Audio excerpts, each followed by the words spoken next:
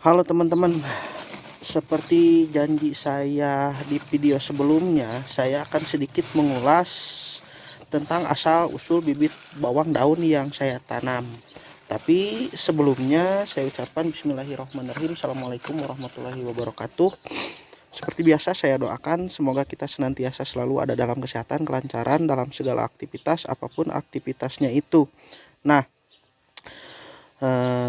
lanjut, berhubung sekarang itu sudah 4 hari tidak ada hujan seperti kemarin di awal video, itu terlihat tanahnya sedikit kering, boleh dikatakan hampir 50%, jadi tidak baik kita dipaksakan.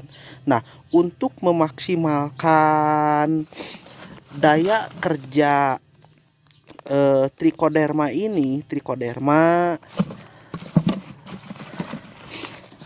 dan mycorrhiza yang kita celup pada akar bawang daun yang kita tanam, kita baiknya melakukan penyiraman terlebih dahulu. Nah, di sini saya sudah menyiapkan alat yang biasa saya pakai. Ini namanya kincir kupu-kupu atau baling-baling atau sprinkle butterfly. Nah, keunggulannya ini terbuat dari besi, jadi satu kali beli bisa untuk seumur hidup. Nah, tinggal kita mengganti selang ininya saja nih sebagai ganjal. Nah, adapun untuk ukuran diameter lubangnya kita bisa variasi sebelah sini. Nah, ini. Nah, sudah saya persiapkan. Yang akan kita bawa berikut ember, sekaligus hari ini hari kedua kita menanam kembali, tapi sambil kita beri pengairan. Nah, bibitnya dari sana sedang dipanen.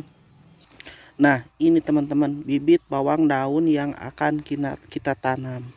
Nah, tingginya kurang lebih 1-2, jadi sekitar 40 sentian lah. Diameter batang itu ukuran sebesar lebih dari rokok atau sebesar jari kelingking, sebesar jari kelingking. Nah, kita sedikit ulas. Nah, untuk bobotnya kurang lebih satu rumpun ini 1 ons lah, 1 ons. Jadi satu rumpun bisa kita buat 1, 2, 3 sampai 4, karena kita tanam 1 sampai 2 batang saja cukup. Nah, kelebihannya belum ke sana, maaf teman-teman. Nah, dilihat dari segi perakarannya, akarnya terlihat jelas sangat sehat, di mana tidak terdapat akar yang kering ataupun yang merah terkena nematoda.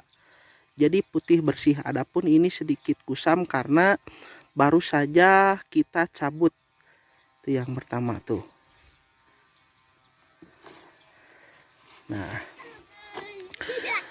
ciri fisik yang lain yaitu banyaknya tunas yang bermunculan tuh. Jadi ketika kita tanam satu batang ini, sebenarnya ini sudah menjadi 3. Nah, kita buktikan tuh ketika kita kupas tuh. Jadi satu batang sudah menjadi 3. Jadi boleh kita tanam 1. Nah, seperti ini. Tuh. Jadi kasarnya ini sudah hamil. Bawang daunnya sudah pada hamil semua. Jadi ketika kita pindahkan itu bisa langsung tumbuh tunas dengan baik, teman-teman. Nah, seperti itu. Lanjut ke posisi lahan. Kita boleh cek kalau untuk kondisi lahan itu tidak terdapat jamur. Nah, tidak terdapat jamur, teman-teman. Yang kedua, kondisi tanaman tidak terlalu banyak menyerap pupuk baik kimia maupun pupuk kandang. Nah, seperti ini teman-teman. Ini ciri fisik bibit bawang daun yang baik dan sehat. Dimana bawang daun ini sudah hamil. Tuh, hamil. Bawangnya sudah hamil, teman-teman. Bawangnya sudah hamil tuh. Sudah pada hamil. Diameter 1 2. Jadi 40 cm lah tuh, sudah pada hamil.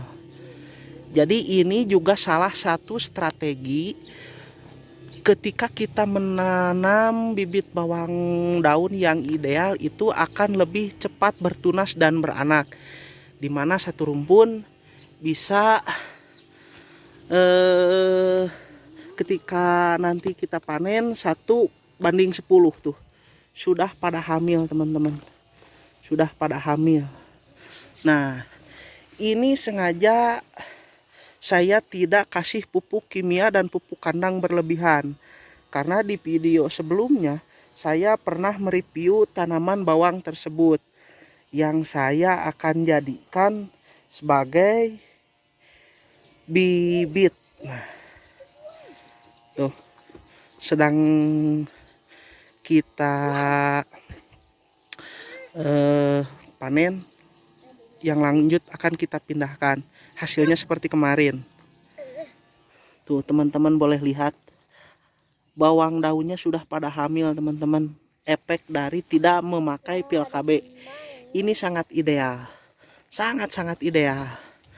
Jadi untuk kebutuhan satu patok itu atau 25 tumbak atau jumlah luas total lahan 300 sampai 400 meter itu cukup menggunakan 1 sampai 1,5 kintal saja teman-teman.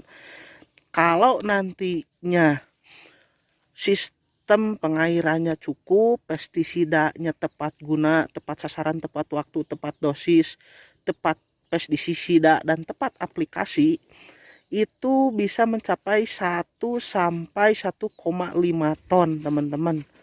Tergantung cara kita merawatnya tuh. Sudah pada beranak. Bagus lah. Nah, ini teman-teman, ini adalah cendawan jamur alternaria atau embun bulu atau embun tepung. Tuh, ini masih aktif teman-teman. Ini masih aktif. Terlihat dari segi warna. Aduh, rag-rag, mana biteh? Iya weh. Nah, terlihat dari segi warna yang cenderung hijau keunguan. Hijau keunguan. Ini masih aktif. Penyebarannya dalam 1 malam itu 1 patok ini bisa habis teman-teman.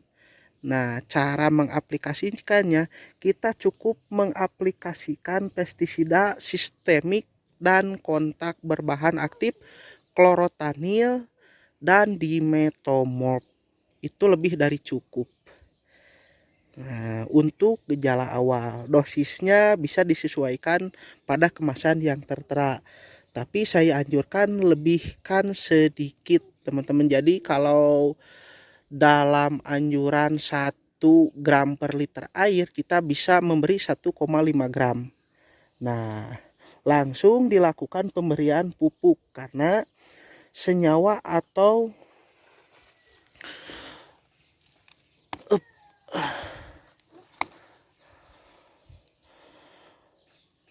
genetik si bawang daun tersebut itu melawan virus pada yang terjangkit pada dirinya sendiri.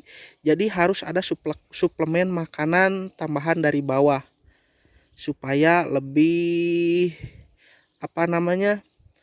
lebih efektif kita bantu dari bawah.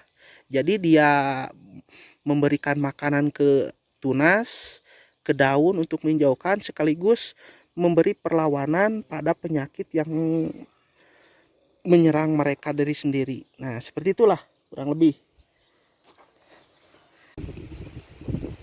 Nah teman-teman, jadi kurang lebih hasilnya seperti ini.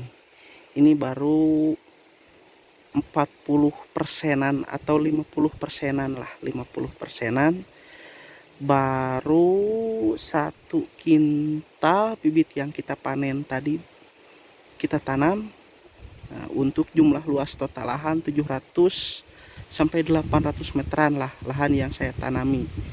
Nah ini yang kemarin tuh, yang kemarin. Nah ini yang sekarang. Nah, jadi kurang lebih hasilnya seperti ini. Ini cabenya, tuh udah terlihat. Jadi kita syukur-syukur target tercapai. Nah targetnya apa itu nanti. Nah kita komparasikan dengan bawang daun yang sudah usia 1 bulan, tentang pemeliharaan, perawatan, dan lain sebagainya. Nah ini lahan masih belum diapa-apain tuh, karena terkendala pegawai dan lain sebagainya. Nah ini bibit yang sudah direndam, ini yang sedang direndam. Nah ini bibit yang tadi. Nah tuh bibit yang saya katakan hamil teman-teman. Jadi tuh hamil kan, bagus, sehat.